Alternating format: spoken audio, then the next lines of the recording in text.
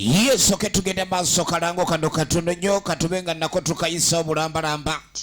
Kaakati eno yekwata ku bannaffe ababondo bano okulayika nje baali bava embeera yali omaze okulayika nje boononekera. Namuzi Entertainment basangwa ku Mukwano Kedi firimu eno ogenda ogisuubula erimu bannayuganda bonna bakuzanyidde firimu ez'amaanyi nga mwana muwala Kanyonyozi.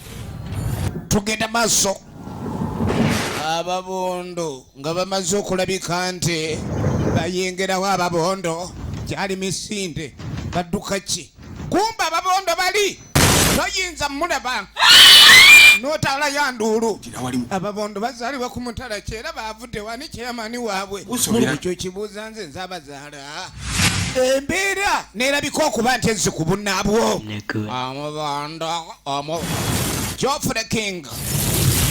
Tugenda maaso walaba amaka g'emizimu tukuleetedde ababondo baabano tolina kusubu ababondo banonye bulamu kazaali kakwesoga ekundi Generali Kikankane movie on coming soon katugikutuuseko amatundiro ga firimu onna mu ggwanga emanyikiddwa nga The Strangers. Namuzi Entertainment ogisanga Mukwano Kedi shop number SG 20.